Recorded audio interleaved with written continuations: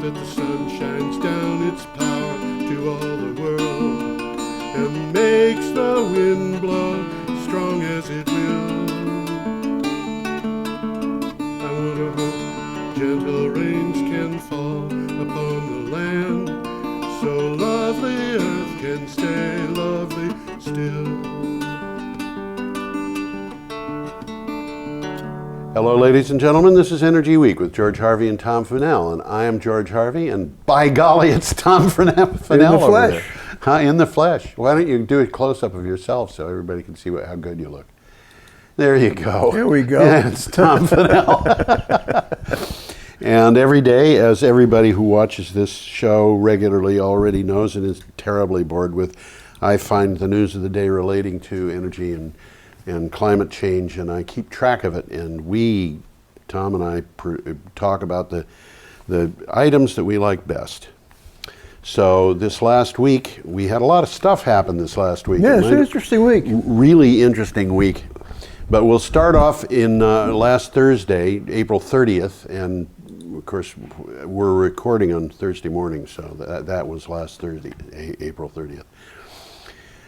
We start off with an item from Clean Technica last week. Representatives from China's National Energy Research Institute, the State Grid Energy Research Institute, and others released a new study envisioning a nation powered by 57% renewables by 2030. That is way ahead of the United States, growing to 86% renewables by 2050, and at the same time, growing the economy sevenfold.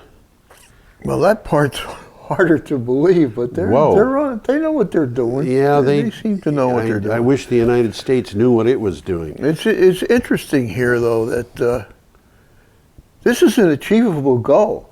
Yeah, and it is huge. It's huge, and it's achievable by the United States, except we've got a political party which happens to be saying, no, we want coal. We want to keep burning coal.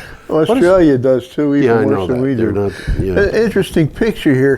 This came with, I don't know. It was with a news article that it was with the article, and it's the smog from Beijing getting into the blowing mountains. off into the mountains. Yeah, you can actually see it. Yeah, in that picture, on the left side of the picture, about halfway down, you'll see what is a bridge crossing a river, and that bridge is part of the Great Wall of China. I can believe that because this made reference to this picture being from the Great Wall of China. And so, there it is. The Chinese are being made very aware of something that we were aware of when I was a kid. Pittsburgh was a really, really dirty city because of the coal. And they really cleaned it up a lot. It's still dirty. Boy, did they ever. Yeah. It's still dirty. And but it's still nowhere dirty. near what it was. Well, it was like Peking. Yeah. It really was. I don't know that it was as bad as Beijing, but I do remember, what city was it in Michigan where... Oh, the river caught on fire? I think it was Cleveland. Well, that happened, yeah. That's not what you're thinking. But it was part of Lake Superior caught on fire. Okay. It was what is that? Traverse City. Port of Lake Superior caught on fire. Yeah. And they had, how do you put out a fire that's on the water? I don't know. Okay. And here's Jerry Brown coming up. Jerry Brown coming up. California Governor Jerry Brown launched an ambitious new effort to limit climate change Wednesday, calling the state to cut planet-warming greenhouse gas emissions 40% below 1990 levels by 2030, the toughest carbon goal adopted by any North American government at that time, but not the toughest since that time. Explain, please. Hawaii has voted to go 100% non-carbon. That makes sense. 100% renewable. They got to import all their carbon. They do indeed.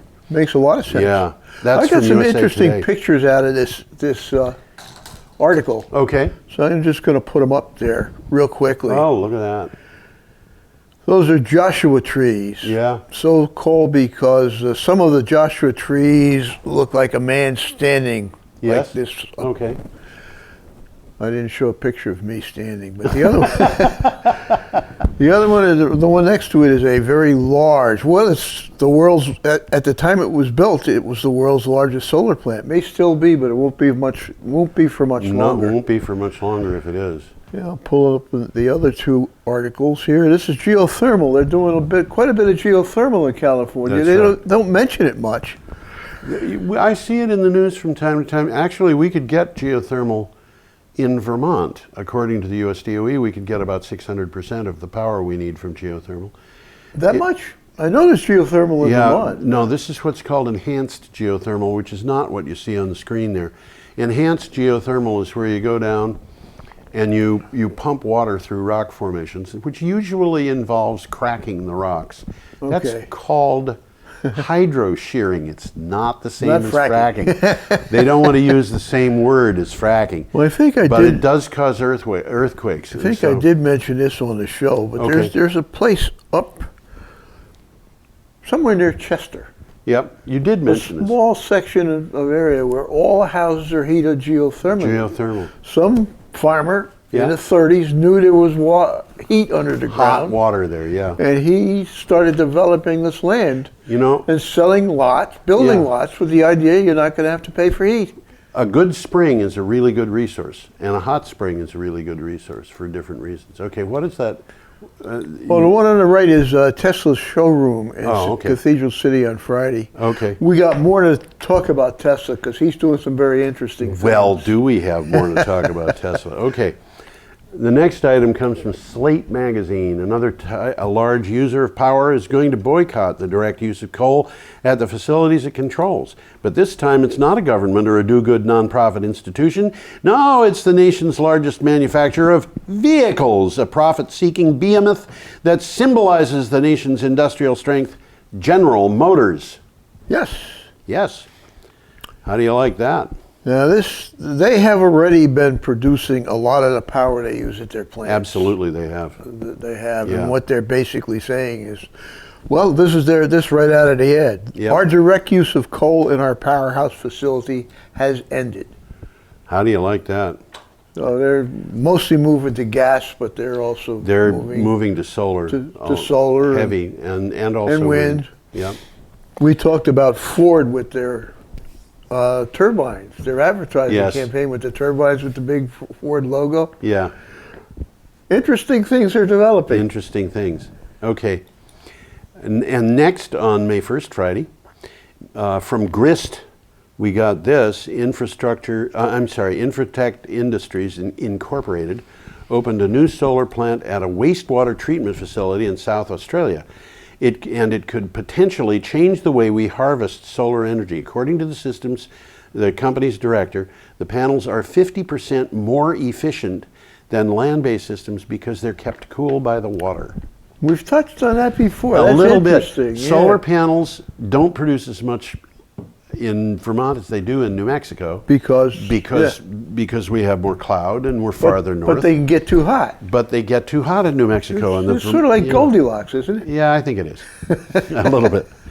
Was it Goldilocks? She was testing 3 flavors of beer. Is that? I forget. I think something like that. Yeah. Okay. Yeah. So what they're saying is they're 57% more efficient. Yeah. Then they refer to them as land-based systems because they're kept cool by the water. Yeah.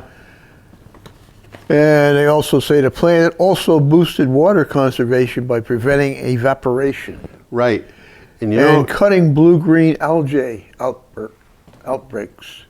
Yeah, and there's another thing that's interesting about this too, and that is that if you did this, you could do it over aquaculture tanks and ponds. So you wouldn't have blue-green algae, you'd have more beneficial algae. No, what you'd have would be fish. Okay. And you use that fish to eat. Okay. Yeah. I was figuring you'd use the algae to make plastic, but you could do that as well. You could. But there's a lot of stuff that we could get from. I've said it before. I'll say it again. This might be my trademark speech. I don't know. Go ahead. There's a lot of bright people out there looking at some very interesting ideas. Some of them are new, some of them are old, and some of them are going to hit it big. And some of them... Tesla, I think, is one of them. I was going to say, one of them is Elon Musk. Yeah, we'll see some of the stuff he's doing. I think we will, yes. Okay, our next item from Clean Technica. A new report from banking and financial services company HSBC has warned of increasing risk of stranded assets in the fossil fuel industry. It raises questions that are going to need to be addressed in coming years, if not sooner, as nations gear up for the United Nations Climate Change Conference. This is interesting because you couldn't get more Wall Street than HSBC. I mean, Yeah. These guys are a very big financier. Yeah, and you know, it was depressing to me today to see that last year there were $144 billion in loans made to coal companies by banks. Wow. 144 billion. Now it's down $1 billion from the previous year, but the banks have been telling, you know, the big banks have been telling everybody, don't do this. And like the World Bank has been saying, don't make loans to fossil fuel companies, and the United Nations has been saying that, and the big financial institutions like HSBC, but also others like Barclays and Morgan Stanley and so forth, have all been saying that. But there are a lot of banks in the world, and some of them are state-owned. And so state-owned banks in companies in places like India and various African countries and so forth are making loans to coal companies and so forth within their own territories because they believe that they need to do this. And it would be nice if that... Well, I'm sure it's all involved in the politics. I mean, the people who own the coal companies, I'm sure, have prominent positions in the economies of their countries. Yeah, absolutely. They have a lot of friends in whatever they call their Congress and the so much Senate of the United States. And not much different from here. No, you know, it's not, but it's sad to see that. Anyway, it's good to see this. Just one more company saying, well, this is got to deal with this. Well, what you're talking about is governments getting involved. Right. These guys are financial advisors. Yes, that's right. And they're saying, you know, this isn't the wisest investment you can make. Well, it isn't. And we'll be talking more about that. I mean, Bloomberg is really out on the front on this. Oh, he is indeed. Well, his company is. His company is. Yes, that's right. Okay, and our next one is really the news item of the week. Yeah, we're back on Tesla, aren't we? CNN is where I got the thing, but it was everywhere.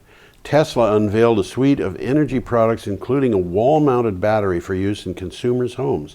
The Powerwall is a lithium-ion battery designed to be mounted on a wall, connected to a local power grid, which, by the way, does not have to be the standard grid. It could be a microgrid, or it could be any combination. Any combination. It could be the person's own. It could be private standalone, or it could be you and 10 neighbors. Or now, I put down here it will be sold to installers for $3,500 for 10 kilowatt hours.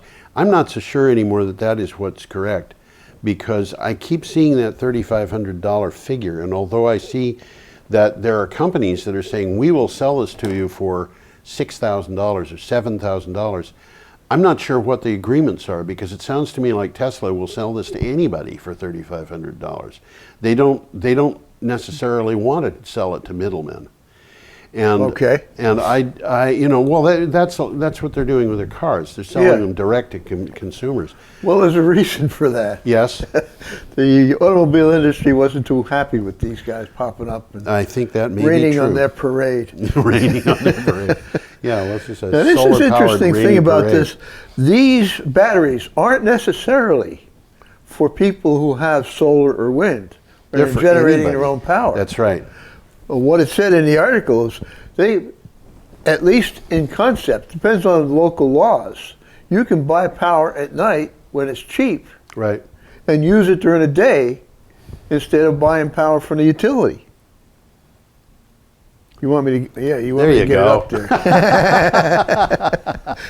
Elon Musk made a noteworthy statement here. The issue with existing batteries is that they suck.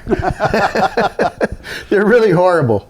When coupled with solar energy, the batteries will help accelerate the move away from fossil fuels. Now, we've got a bunch of stories this week, and we're going to have some next week about this. About exactly this. And one of them's local. One of them is local. Yeah, how do you like that? Get to it. One of them happens to be in Vermont. Yeah. Happens to do business in Brattleboro even. Anyway, that was from CNN. Now we go to Saturday, May 2nd. And our first item is from Wales Online. A 70 million pound tidal project that was shelved last year could now be revived after a global leader in the industry bought up the scheme. The 10 megawatt Skerries tidal stream array, which was to be Wales' first commercial tidal energy farm, will see 7 massive tidal generators located in up to 130 feet of water. Now, these are underwater windmills. these are underwater windmills, and one of the reasons I had included this in the news for the week was because of that picture. The artist's representation in the upper right of those underwater windmills. And you can see them peeking out from underneath the water there. Yes. Two-bladed windmills. Yes. Two-bladed water mills. That's right. Whatever. That's right. Which is interesting. Yeah, it is. I don't understand why, but I'm sure they do.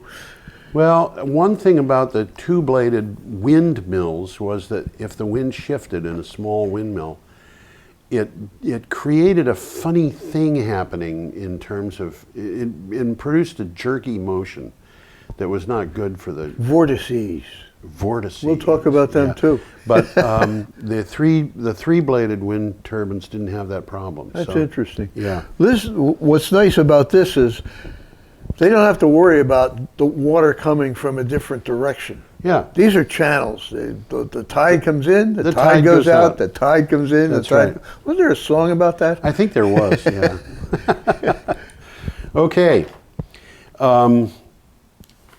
What did I just do? I just lost myself. Ah, yes. Well, we were talking Here about we're going, something and local. we're talking about something local. Green Mountain Power will be the first utility in the country to power with Tesla to offer Tesla's new home batteries to consumers. It says a radical change to the grid will begin in Rutland City. The batteries will become available in October, and GMP plans to offer incentives as well as in-bill financing to buyers. And this is one of the most brilliant business ideas I've ever heard of. Yeah, it is. You know, I mean, They're basically saying, everybody makes money. Everybody's better yeah, off. it's a win-win situation. It really is. It really is. Yeah. You're paying it off on your electric bill, which is a little bit lower than it would have been without the payoffs. Yes. You know, and Yeah. They're seeing the power grid stabilized. That's what's in it for them. That's the good word to describe it. And Yeah. what it basically means is they don't have to buy expensive peaking power during the day. Exactly. So You know, I remember seeing, you know, I don't know what people spend for power locally. I think it's 16 cents per kilowatt hour. It's I'm somewhere spending around more 16, because I'm 18, buying yeah. cow power, but they've got a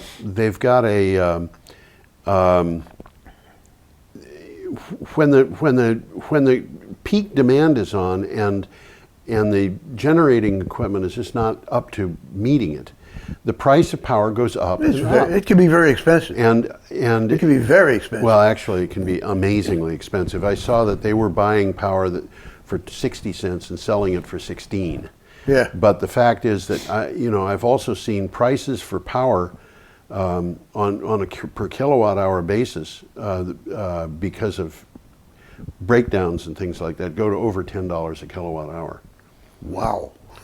Yeah, in 5 minutes. Yeah, it happens very quickly. It happens it's all very automatic. quickly. Yeah. Nobody's sitting there making a decision. Yeah, and but that's what happened when a huge coal burning plant the size of Vermont Yankee suddenly went offline, and there was nobody to take up the slack, and so the price goes through the roof, and you wonder, what is this all about? How in the world can raising the price ever make a difference? Well, it makes a difference because anybody who's going to notice that is going to start shutting things off. And honestly, I think it might include power companies as saying, well, we're going to shut off all the power to all our customers for 20 minutes or something like that because That's a brownout.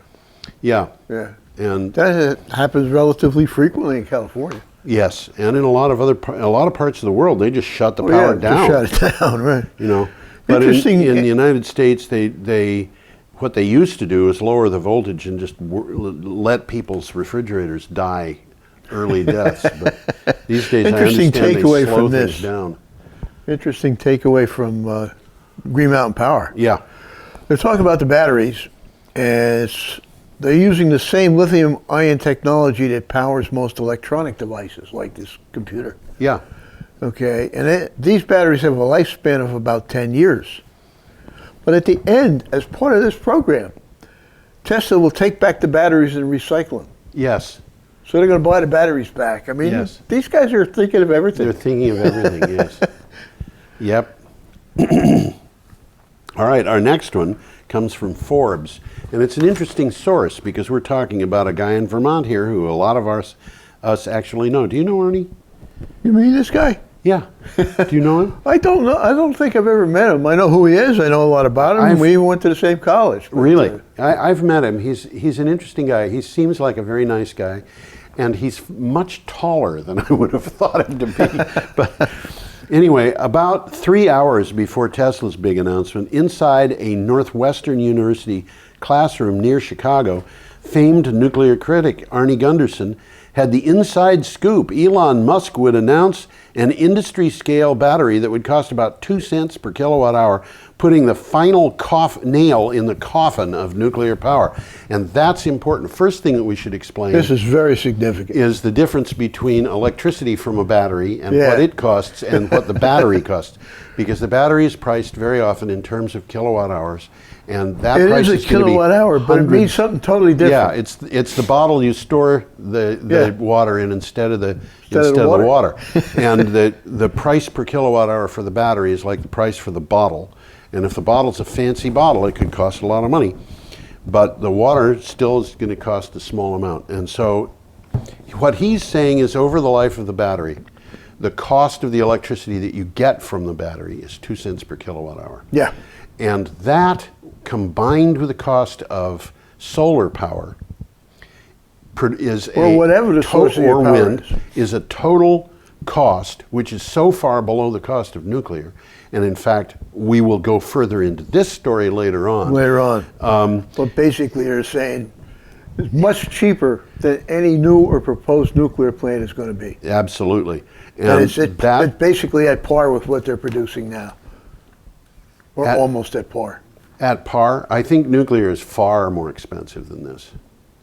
Existing nuclear? Existing nuclear, yes. It is cheaper to put up solar and batteries than it is to continue operating an existing nuclear plant. Yes, that's right. Yeah. Yes, I agree. I got an interesting quote from Gundersen. We all know that the wind doesn't blow consistently and the sun doesn't shine every day. But the nuclear industry would have you believe that humankind is smart enough to develop techniques to store nuclear waste for 250,000 years. But at the same time, the humans are so dumb we can't figure out a way to store electricity overnight. To me, that doesn't make sense. That doesn't make sense to me either. Doesn't make sense to me either. Well, there you go. Okay. Our next item from Wall Street Journal. We're talking about money here. This is a fascinating one. Since 2005, Venezuela's socialist government has sent $70 billion of subsidized oil to Nicaragua and other Caribbean area nations, according to Barclays Investment Bank. This secured political allies countering U.S. influence. Now the United States is encouraging a regional shift toward renewables and independence from oil.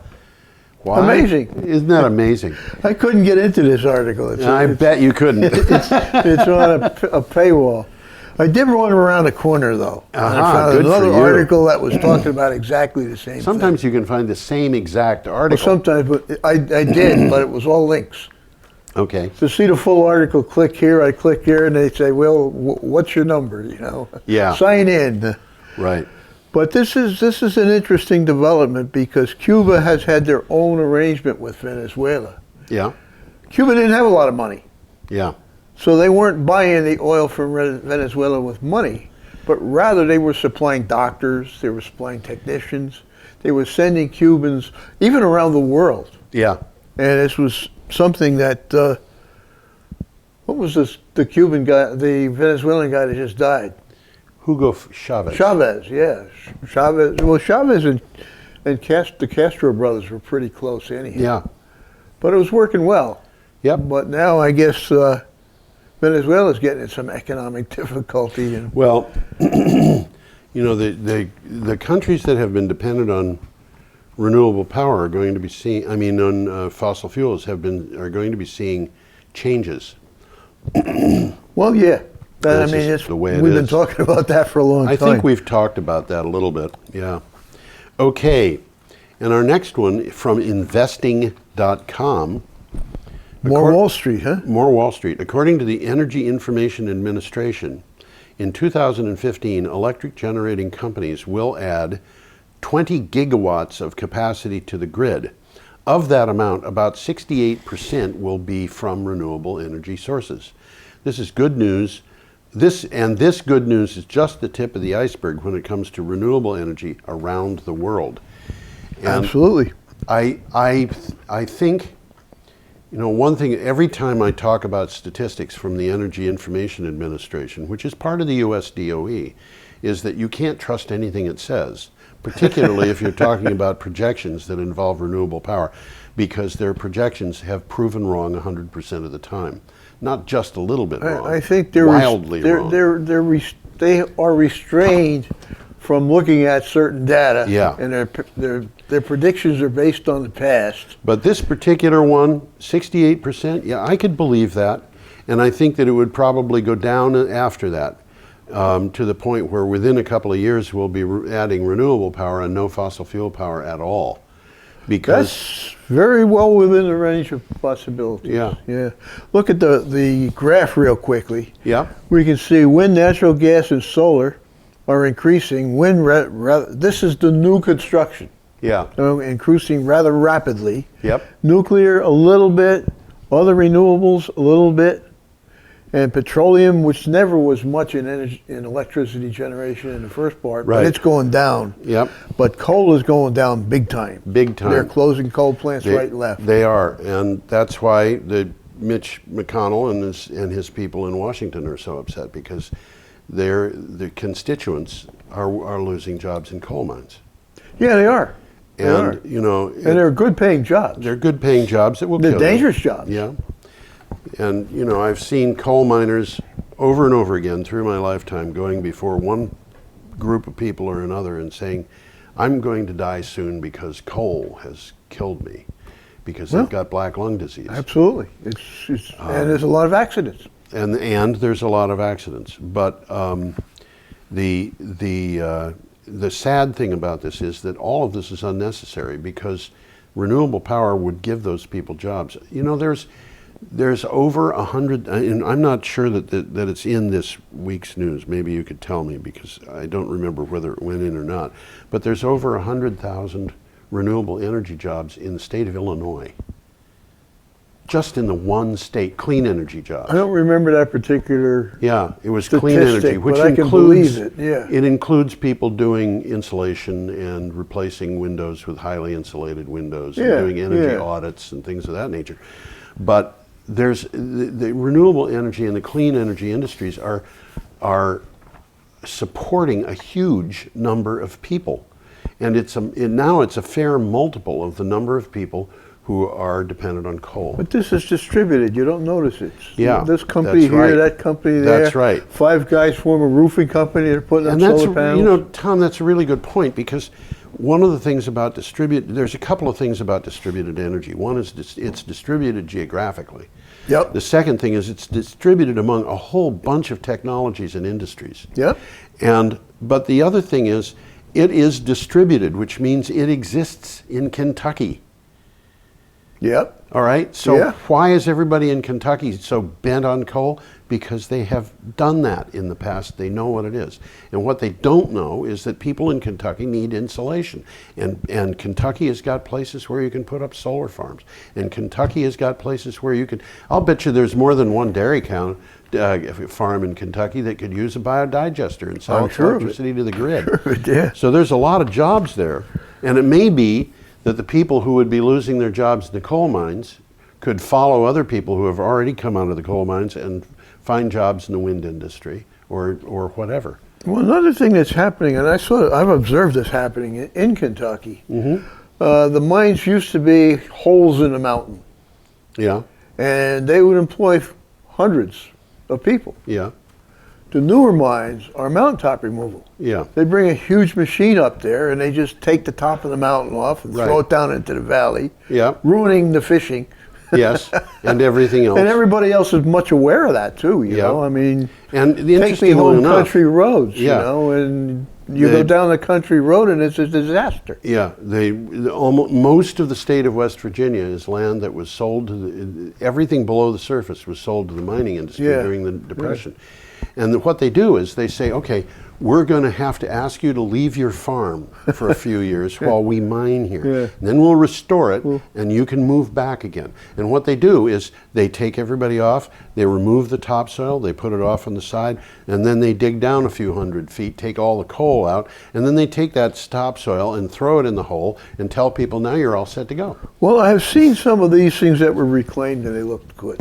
Really? But that was let's say that was a demonstration. Yeah. But the point I was going to make, and I forgot to make it, is there was hundreds of people working in that hole in the wall, hole in the mountain. Now there's only about 10. Yes. You know, one guy running that great big crane, and the other guys are driving big trucks. Yep. You know, whereas hundreds of guys were down under that mine, chopping away with hammers, and well, Yeah. really they had machines. 16 tons, and what do you get? Yep. Another day over and deeper in debt. St. Peter, don't you call me because I can't come. I owe my soul to the company store. Okay, we are on to bigger and better things. This is another story. I don't even know That's- where we are. According to yes, Sunday, I do. May Sunday, 3rd. May 3rd. This is just a different version on what we just talked what about. we just talked about is solar power. This is an opinion piece. This is the title is solar power about to crush big oil, big coal, and end global warming? Question mark. Something amazing has been happening in the energy market. The cost of solar has fallen to a point where, in growing number of places, it's cheaper than electricity that utilities provide from their coal-fired power plants. This is from also investing.com. Who's that guy? I don't know. I don't have my glasses on. That's just a picture of the author. I don't even Oh, I remember his see. name. Okay. I needed a picture to put up there. He looks like he belongs in the movies. He'd make a great bad guy. Little takeaway from this, the final sentence I've got highlighted. Yeah. For the first time, however, it appears that a shift to renewable energy sources is gaining momentum. For the first time. Well, Oh well. everything's relative. I suppose. If sustained, and it will be, Yeah. it will have momentous implications for the world economy, Yes, it as will. profound as the shift from wood to coal or coal to oil in previous centuries. Yes, I think that's a valid statement. I think it's true. Okay, and our next thing from Clean Technica, a new type of wind turbine from a startup company called Vortex Bladeless relies on aerodynamic phenomenon called vorticity, in which wind flowing around a structure creates a pattern of small vortices or whirlwinds called a Kármán vortex street. Look that one up. Not to be confused with a Carmen Gia.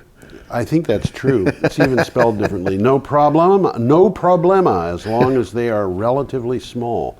This is very interesting. I still can't quite figure out how it's working, but these things don't rotate. That what you're looking at there, it doesn't turn. It doesn't rotate. Mm-hmm. It kind of gyrates around an axis. Okay. The film, the site showed a little film, Yes. and these things are sitting up there and they're wobbly, and they figured out how to recover energy from that wobble. Well, that this is a new one to me because I try to collect things, and of course you divide wind turbines into vertical and horizontal, and then you can subdivide those into different kinds. And there are vertical axis wind turbines. There's so many different kinds. It's hard This to really keep isn't straight. even a turbine. This one isn't even a turbine. It's just they call it a popsicle stick or an ice cream cone or something, and it sits there, and as you said, it wobbles. So, the weebles wobble, and we make electricity. By the way, if you guys watching this show are interested, part of this promotion, part of this original, what do you call it? The article the article you referred to here. Right. Part of this trying to explain vortices. Yes. It showed a picture of the Tacoma Narrows Bridge. Oh dear! Oh my goodness! And Yes. if you wanted to see something, this is absolutely That's just the wind amazing. blowing. It's just why worry about it? I saw this in engineering school. Everybody saw it. Yes, I know. I remember seeing it on television. It's this bridge. The bridge is about 3 months old. Yeah. And it wasn't a huge wind like a hurricane, but the wind was coming down in gusts in such a way that the bridge started oscillating, and the bridge is going like this and it's like that, and it fell down. Yeah, it fell down. And it was amazing to me. There was a car on the bridge. Yeah, and a dog in the car. There was a dog in the car. The dog did not make it. The guy in the car did. And it was amazing to me that he could even get off that bridge. It was moving so violently. It was moving up and down, and it was up and moving down, right and left. It Yeah, was moving every which way it could move. Yeah. If you guys got a chance, Google Tacoma Narrows Bridge. You'll see it. It's worth seeing. It's worth seeing if you've never seen it. Blow your mind. But the thing that I looked at was the Carmen Vortex Street, and there's an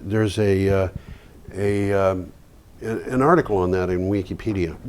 On Carmen Vortex Street, Karman, and the A's. Okay. There's an accent over the A, but in Wikipedia, if you look it up without the accent, you'll get it. Get it. And the Carmen Vortex Street is a phenomenon in which you have something, and then as the wind blows by it, you get these vortices going in the path behind, and actually it's something that exists in wind farms, and it produces an effect in which the wind blowing by one turbine will cause the next turbine down to lose efficiency. Mm-hmm. That's why they stagger them. That's why they stagger them. That's right. When they stagger them, sometimes they don't. Just do it in a big line. Okay, should we go on? Yeah, why not? Clean Technica, Monday, May 4th, told us that E. coli, and by the way, there are many, many strains of E. coli, and most of them are not disease. They don't produce diseases. In fact, the amount of E. coli that people have in their intestines is huge, believe it or not. But E. coli exists in a wide variety of strains, some of which are beginning to pop up in renewable fuel and green chemical applications. One of these is involved in a new artificial photosynthesis study from UC Berkeley and Lawrence Berkeley National Laboratories. The basic concept is to mimic natural photosynthesis. They've been trying to do that for a long time. Did you ever see You Can't Take It With You, Jimmy Stewart movie? I'm sure I did. Or something? I'm sure I did. But yeah. In that movie, Jimmy Stewart plays a young man who falls in love and with his secretary, who comes from a wacky family that includes the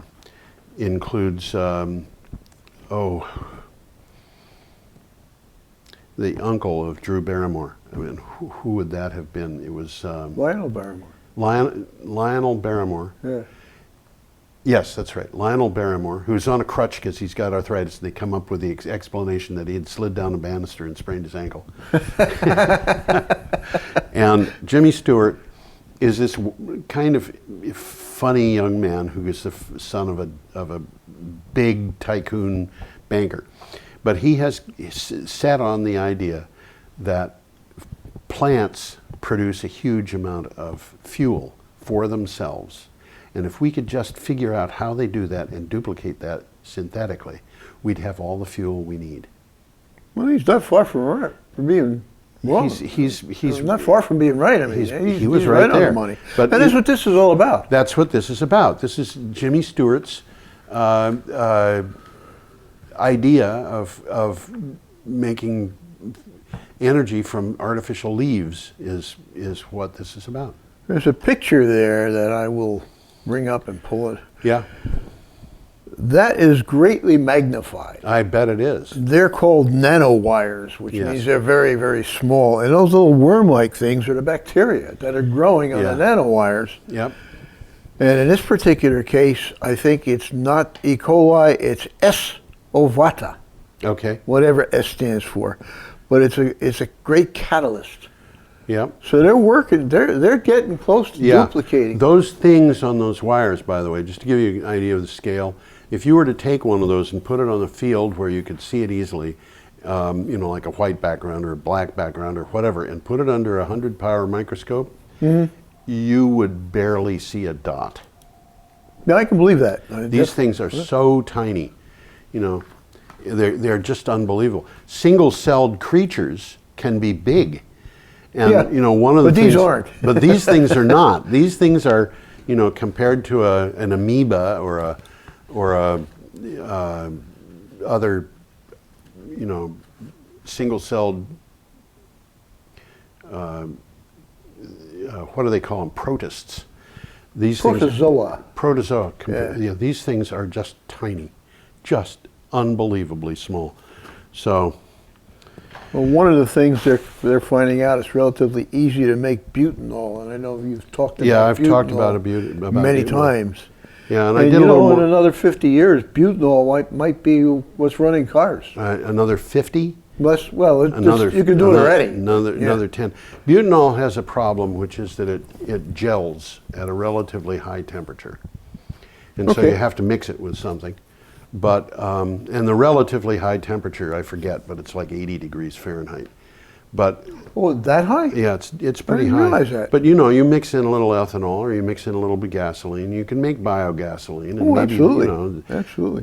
That will be powering. And in terms of how it powers cars, it's almost like gasoline. It's basically. It runs very much like gasoline. Yeah, very much. A gasoline engine with only minor modifications will use it. Or no modifications. Or none. Yeah. If it is not gelled because it's 78 degrees out and that's just too cold.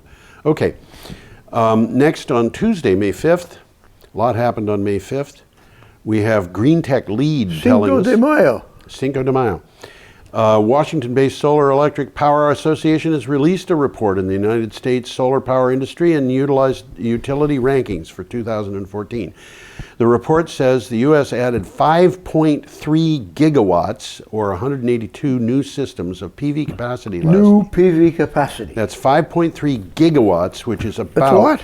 That's what? At peak power, that's about 10 times... 10 Yankees. 10 Yankees, Yep. for the way it was originally designed.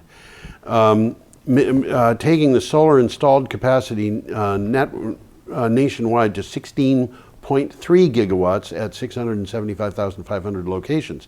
Now, how they figure that out, I can't imagine, because that includes rooftop solar, and how they calculate that, I just don't know. Well, they don't really know what's going on with rooftop solar. No, they don't. They don't look at it. No, but 182,000 new systems, that the overwhelming 99+% of those are going to be They're probably getting their information by looking at sales. Probably. Working it backwards. Okay. And then from PV Magazine, we have this: solar energy is fast becoming a least cost option for U.S. utilities. Declining technology costs, policy support, and retail rate levels are cited as contributing factors. Issues including rate restructuring and grid integration need to be addressed. Meanwhile, community solar programs are getting strong interest. And that picture... It's a solar carport down in New Mexico. Solar carport. Yeah. And you're going to see more and more of that. You're going to see more of this. And it makes sense here because they're going to keep the snow off your car. They keep the snow off the car. They keep the rain off the car. They keep pigeon droppings off the car. They're beneficial for many reasons. And you could put them over sidewalks, which would keep all of the above off you. And the one we saw last week, they had a bike lane in the middle of a superhighway. That's right. And all of this is space that can be used that would otherwise be wasted, I suppose. Okay. News Every Day tells us a new study published in the journal Nature Climate Change Today says the Environmental Protection Agency's Clean Power Plan will save over 3,500 lives every year. The project study by researchers at Harvard, Syracuse, and Boston universities and Resources for the Energy find a strategy to meet the plan. And 3,500 lives a year just seems like a very small number from what I would have expected. It probably is a small number compared Yeah. to what it really might be. Yeah. But it's still significant. Well, I mean, these are deaths. these are deaths. That's what they're talking about. And here. it Not doesn't just count- sicknesses and Yeah. disabilities. When I was a young man, I had a friend who was an old man who was also a very fine pharmacologist and a toxicologist. And he said that he figured that at that time, which was about 1975, at that time, he thought that something on the order of 470,000 people a year were dying in the United States, early deaths because of exposure to petroleum products and byproducts. That's scary. Yeah. And the figures are very similar to the figures that came from the Clinton administration on passive smoke inhalation, which of course is blamed on tobacco. And they're also similar to figures that I've read from other organizations. And so I find 3,500 for the EPA's plan, which is not, it doesn't get rid of all of it, but 3,500 I think is a low figure, and it may be very, very low. And some of these things are blamed on, some of these deaths are blamed on other things anyhow. That's right. I mean, And, well, he had asthma. You know. He had asthma. What this friend of mine was saying was that a lot of the people were dying of cancer. Wow. And he said that a lot of the cancers were caused because both petroleum and the byproducts of petroleum are very often carcinogens. And We don't often think about that. No, we don't. But that was what he said. Here's another thing you don't think about. I was listening to VPR last night, and they were talking about lead poisoning from shooting ranges. Really? And this guy was a cop, and he was running a shooting range for the cops, and he died in his sleep one night from lead poisoning. Really? And when they analyzed his blood, there was an enormous amount of lead in his blood. Yeah. From the atmosphere Yeah. in the shooting range. He was That's- there all day, you know, yeah. people shooting guns, bullets are lead, Yeah. and this lead was finding itself into the atmosphere. I'm surprised, to tell you the truth. I used to be a member of a rifle and pistol club in Massachusetts, and they had an indoor range.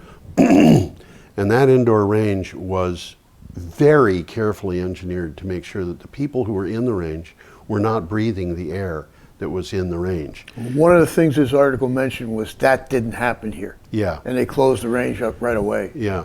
because it didn't have enough air exchange. Didn't have enough air exchange. Well, considering the nature of gunpowder, it's possible that he was suffering from something in addition to lead poisoning. It's likely they didn't say that in the news Yeah. article that was talking about lead. I had lead poisoning when I was a kid. Did you? Well, I lived in a house that had old plumbing. The pipes were made Pipes of of lead. Yeah. And I had symptoms that I didn't realize. The family doctor did not realize that the symptoms that I had were from lead poisoning, but I had them and my brothers had them. Oh boy. And when I got to be older and read about the symptoms of lead poisoning, I realized that's what I had That's had. what you had. You know?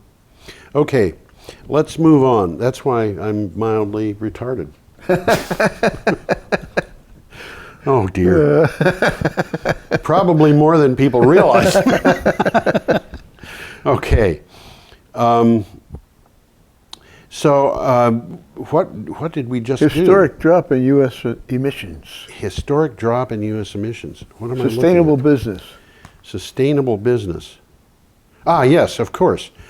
Sorry about that. This is the result of my childhood lead poisoning. In 2015, a record 9.1 gigawatts of solar and 8.9 gigawatts of wind were installed in the United States. Will be installed in the United States, forecast Bloomberg New Energy Finance. Bloomberg again. Yeah, Bloomberg again. Wind has 13.6 gigawatts under construction in 100 projects right now, says the American Wind Energy Association. In Iowa, 2 projects by Mid-American Energy costing $1.5 billion will add 922 megawatts. This is from sustainablebusiness.com, and Mid-American Energy is that rich guy. That rich guy? Yeah, Which Berkshire Hathaway. Okay, yeah. Who Warren am I Buffett. thinking? Warren Buffett. There you Yeah. go. You know, just the mention of lead poisoning has got me. I can't remember anything at all. This mentions Iowa. The Iowa, article yeah. also mentioned Hawaii. Yes. Hawaii is very big now. Well, obviously they have to tote in every bit of carbon they use, so they're trying to get rid of that. That's right. They are going to 100% renewable power. This is also from the article. The year that 7% of U.S. coal-fired plants close, Yes. and there's going to be the most decrepit, most polluting ones, so setting the stage for a big drop in U.S. emissions. Yes, and not Coal is not going just quickly. carbon emissions also, but these include sulfur emissions and Oh yeah, there's a lot of bad stuff. a lot of the Coal. bad stuff. Mercury. Yep. Yep. So, onward and upward. Solar Power Portal. This is from May 6th, which is Wednesday. UK's largest operator. This is a fascinating report. Largest operator and owner of solar PV assets, Light Source Renewable Energy, has announced it is offering up to £40,000 per megawatt for introduced sites. The developer is hoping to uncover new solar farm sites with suitable grid connections, and a strong possibility for quick planning permission. So these guys basically represent investors, Yes. and they're going through the highways and byways to find suitable places. And they go to the owner, say, "Here's some money if you give us the rights to develop." Well, basically what they're saying is if you know of a site in the UK that could be developed for solar, and if it turns out that the local people want it, the planning can go through fast and so forth, and they put in 2 megawatts, say, they would give you £80,000. And £80,000 is about, $110,000. It's a lot of money. It's a lot of money. This is about $55,000 per megawatt. So they're rewarding you for tipping them off to That's the right. possibility. You don't have to own the land. All you got to do is Okay. introduce it. Okay. And they're clearly they're looking for places to put solar. And There's a picture of some of the jobs that solar is creating. Yes, this is this picture is fascinating. That picture comes from a place called Flatholme.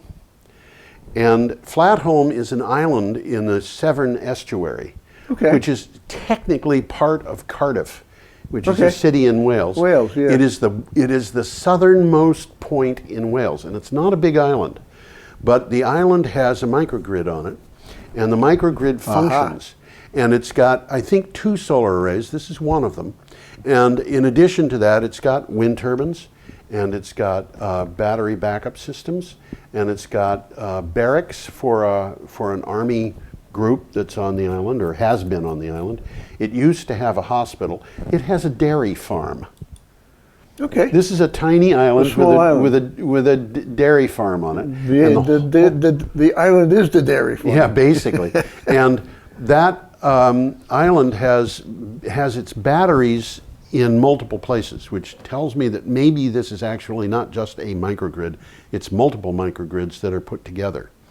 But it's a fascinating place. I came across a picture of that island from the air with the various components of the microgrid labeled. Oh, that's cool. I should bring that in. Bring it in, yeah. I'll pop and that one up. I was putting together a PowerPoint demonstration on microgrids, and one of the various things in them, and that particular island came up, which is why I know about it. So You got a PowerPoint? I have a PowerPoint demonstration. Maybe we'll show it one of these You know weeks. what I could do is Second half. next week. Yeah. I could bring it in and just go through the thing, and you and I could discuss the things that come up. Yeah. Yeah. Okay. I mean, in addition to the regular. After so the second we could half, be our second- we could be our guests. Our guests, yeah. Sounds good. Yeah. Sounds good. Okay. And our last item today, with 7 minutes to go, so we've got time to talk about this one. This is an opinion piece. Why Tesla batteries are cheap enough to prevent new power plants. That's an interesting title. What does it mean? Last year, analysts for Encore Electric Delivery Corporation calculated the break-even point for utility-scale storage batteries at $350 per kilowatt hour. Tesla's Power Pack, the big sister of the Powerwall home battery, will come in at a cost of $250 per kilowatt hour. Now we're talking about the price of the bottle. Yeah, we're talking about the price of the bottle, but we're talking about the price of that bottle being 2/3 of what it has to be in order for you to break even. This is a cheap bottle. Yeah, it is. It's a cheap bottle. Yep. And so the contention of the person who wrote this thing for Forbes is that there simply is no reason to build power plants of the conventional type, the thermal plants, the nuclear plants, the coal plants, the natural gas plants. There just is no longer a reason to build them because we've got an alternative. We've got a good alternative. Yeah. And it's getting better. And this is something that appeared in Forbes magazine. So, you know it's And true. Gundersen is mentioned in the article again. Is he? Yep. Okay, I'd forgotten that. All right. So, now I have a question for you. Did you want to look at the bathtub out west? Yeah, we can. Let's see if I can dig it up. You should have it on your thing. It's in my... We talked about this definitely in my last thumb week, drive. actually. Yeah. And you keep talking. I will I'll keep put you talking. up. What we're talking And I'll about go here look. is, what is the reservoir here? Do you remember? Lake It was Mead, I think. Lake Mead. It's Yeah. a huge reservoir. I think it may be the biggest reservoir in the United States. And it's the Colorado River. And what has happened is that the reservoir has declined. And it doesn't have as much water left as... You know, there was a thing about Carly Fiorina in the news today. She had said that she was blaming the drought in California on which you see on the screen now. You can scroll that down a little bit.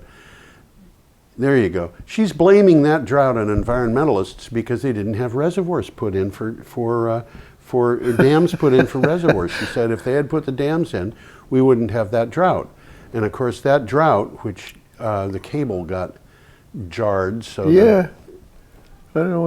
It suddenly went blue. yeah, it went blue. Well, you know, that's what happens with computers and televisions. There we go. Okay. That drought's been going on for years, and honestly, I don't see how you can fill a reservoir if you don't have rain. But, you know... Well, maybe... Carly's pretty good. She's good at stuff like that. Yeah, well, You know, she's when also I talking about running for president as a Republican, and I'm not sure that's going to work. Well, Any she's more bragging rain. about her business experience, but Which she's got her not kicked talking out about of she got fired.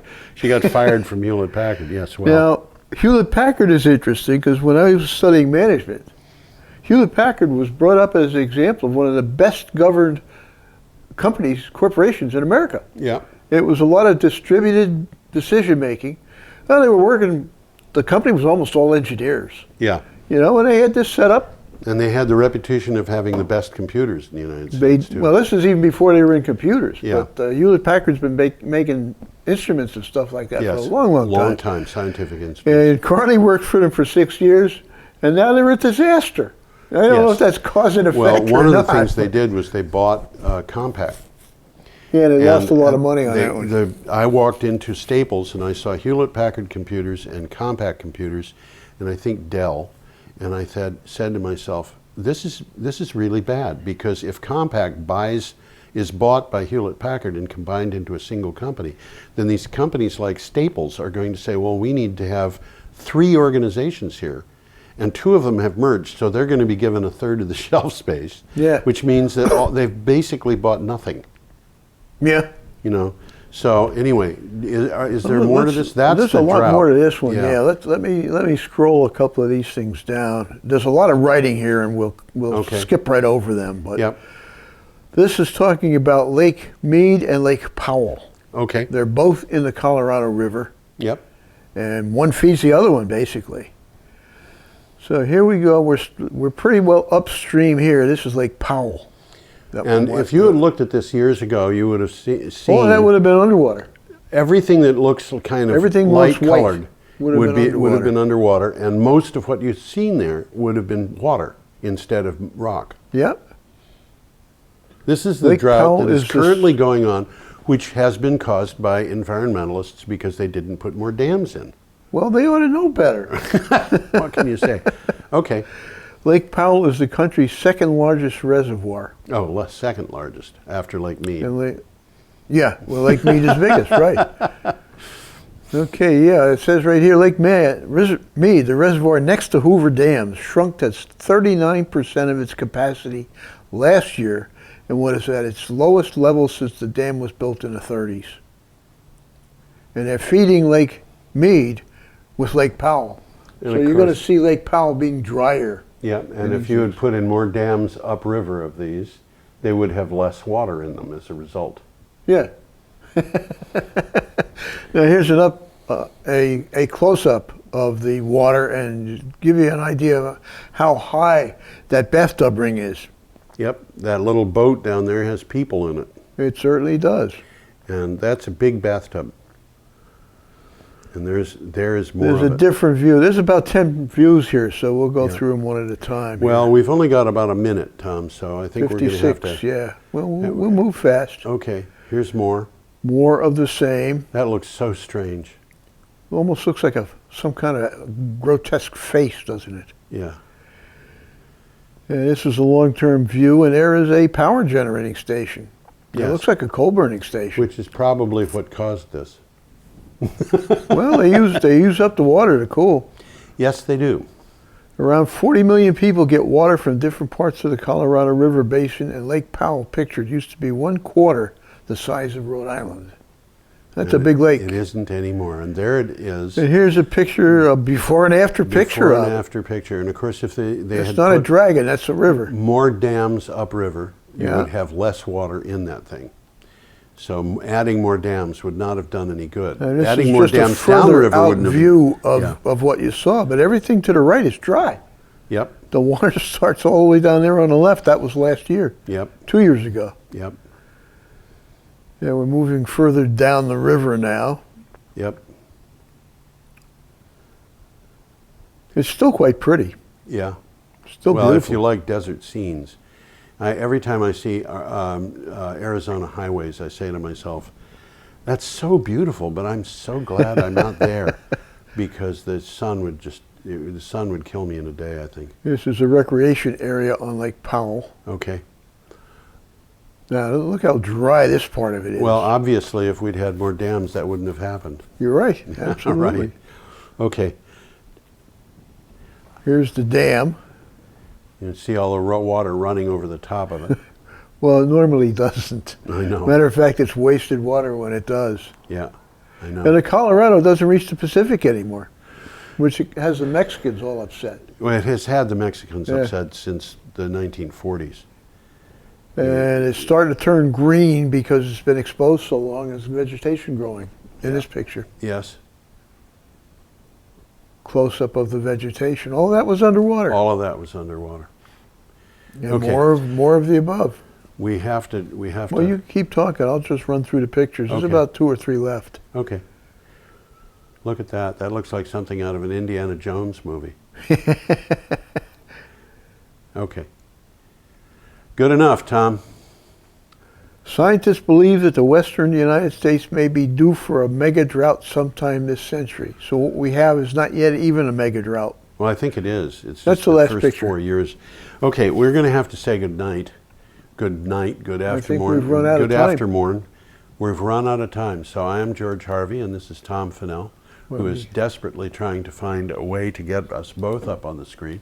There we I are. found it. See you later. Bye.